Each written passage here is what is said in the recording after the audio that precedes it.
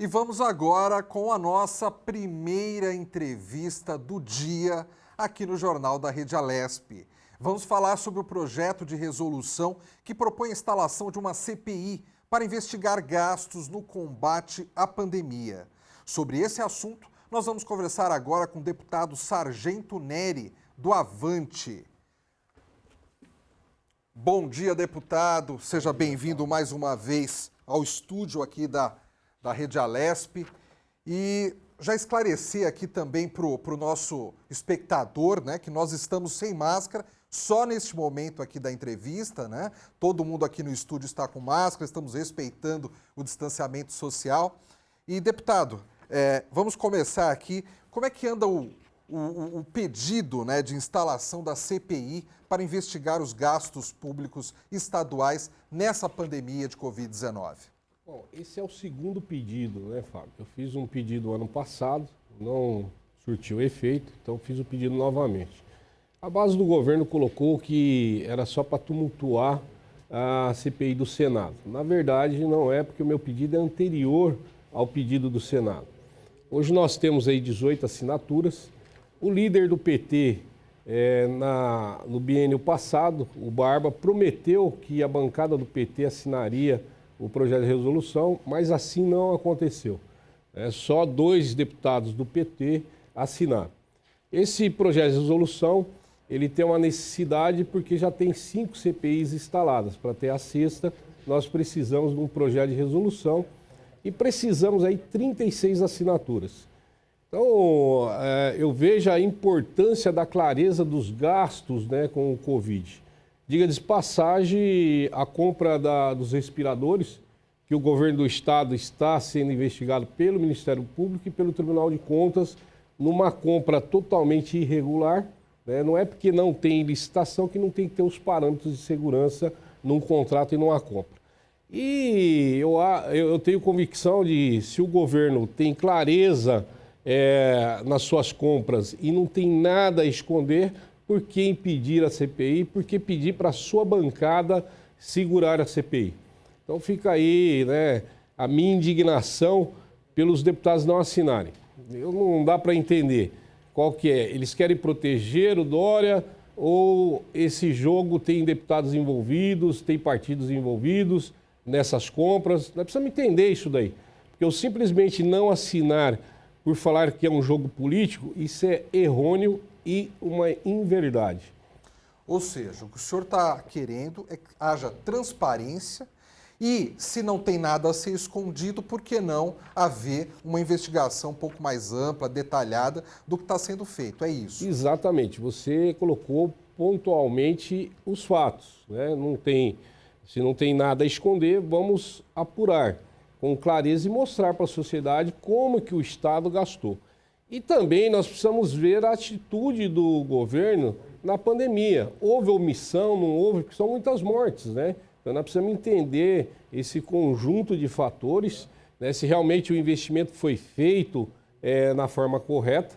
Então, você pontuou bem, precisamos ter clareza nos gastos com a pandemia.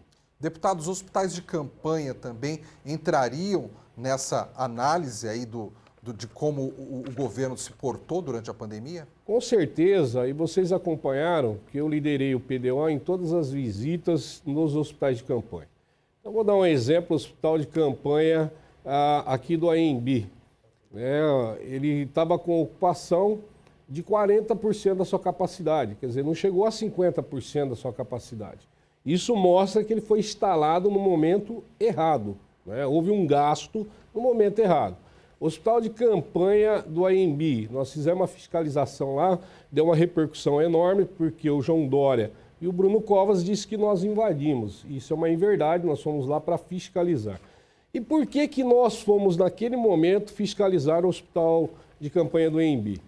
O governador João Dória havia feito um chamamento de 600 milhões em leitos particulares. Então nós fomos lá para ver se realmente há necessidade. E ficamos espantados. Por quê? Na verdade, tinha de 1.870 leitos que eles alegavam ter, tinha 440 montados, desses 440, 270 ocupados. Quer dizer, não tinha 50% de ocupação daqueles que estavam montados. Mas tinha 1.300 e poucos leitos abandonados, sem colchões, sem equipamentos. Então não havia necessidade desse chamamento. Tanto é que depois da visita lá no hospital de campanha do AMB, o governador retirou o chamamento dos leitos de hospitais particulares. Então o PDO fala que nesse ponto nós acabamos economizando para os cofres públicos 600 milhões em uma ação só. E também acho que teve empresa, né, que participou da construção desses hospitais de campanha, que já foi encontrada irregularidades em outro estado, né, no Rio de Janeiro. Quer dizer, é um indício que pode ter ocorrido aqui também. Sim, a empresa Iabas, nós fizemos uma representação no Tribunal de Contas, no Ministério Público Estadual, Federal e Polícia Federal, né, no contrato do hospital de campanha, que é a empresa Iabas, né? Nós localizamos ali contratos sobrepostos, localizamos contratos duvidosos. O Ministério Público de São Paulo arquivou, eu entendo que ele arquivou por estar também numa esfera superior, que é o Ministério Público Federal, né? A Polícia Federal está em curso a investigação e no Ministério Público Federal também está em andamento. Também protocolamos no Tribunal de Contas do Estado, esse lavou as mãos e mandou para o Tribunal de Contas Municipal. Que eu vejo aí um erro, né? Porque há sim verbas do governo do Estado. Então o Tribunal de Contas do Estado deveria apurar, mas lavou as mãos e mandou para o Tribunal de Contas Municipal. Agora, deputado, esses outros deputados que não querem nesse momento assinar esse pedido de CPI, de investigação, se deve aqui, o que eles justificam? Porque eu já escutei algumas pessoas falarem, talvez, que não seja o momento ainda de fazer esse tipo de investigação, porque a doença ainda está num momento muito agudo, né? O que eles justificam? Eu acho que é o momento. Nada vai atrapalhar uma CPI no curso da luta contra o Covid. Pelo contrário, eu acho que vai forçar com que o governo trabalhe de forma correta, que os gastos sejam feitos de forma transparente, né? Porque nós do PDO não temos as contas com clareza, é difícil achar um contrato, o governo não responde, então não há essa clareza na resposta dos gastos. E eu não vejo que atrapalhe, e não é um pedido político, né? É um pedido técnico. Como? Fazer a CPI para ver aonde gastou, de que forma gastou. E eu até comentei que abriria a mão de fazer parte dessa CPI, mas nós precisamos dela, precisamos sim esclarecer como que o governo gastou bilhões de reais nessa pandemia. E só para ficar claro, são 36 assinaturas necessárias? Exatamente. E por enquanto... Eu tenho a metade, que são 18. Tá. Mas estamos na luta tentando sensibilizar e convencer aí os deputados pela necessidade dessa CPI. Deputado, o senhor faz parte também do grupo PDO, que é o Grupo Parlamentar em Defesa do Orçamento, criado no ano passado. Como estão os trabalhos desse grupo? Nós estamos apurando a parte operacional do atendimento do governo ao Covid e também ainda estamos apurando os gastos do governo. Já são 20 representações só contra o governo do Estado. Tem 4 dessas representações que foram abertos inquéritos, né, está em investigação. Temos também representações contra municípios, contra prefeitos, vereadores, secretários, né, e isso está correndo em segredo no GAECO, então eu não posso nem falar a região para não atrapalhar a investigação, mas é um trabalho que deu um fruto enorme no combate da corrupção. Nós continuaremos a trabalhar. O último trabalho que nós fizemos foi no HC de Bauru, onde nós temos lá uma estrutura construída há 30 anos, gastou bilhões de reais, inaugurada há 10 anos e estava vazio. E a prefeita de Bauru e um promotor estavam sofrendo para tentar colocar os leitos de UTI. Bom, PDO foi até o local, eu, Coronel Telhada, fizemos todo o trabalho, entrei com uma representação do Tribunal de Contas contra o governador e contra o reitor da USP.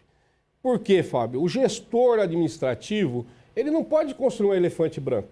Ele não pode construir uma ponte onde não vai se passar pedestre ou veículo.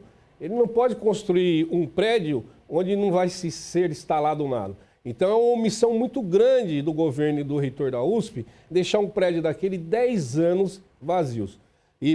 Então nós entramos aí no Tribunal de Contas, que também cuida da operacionalidade do Estado, para realmente imputar ao governo do Estado e ao reitor a omissão nesse momento tão complicado. Por felicidade, nós ficamos sabendo que a semana passada abriu-se 10 leitos no HC de Bauru.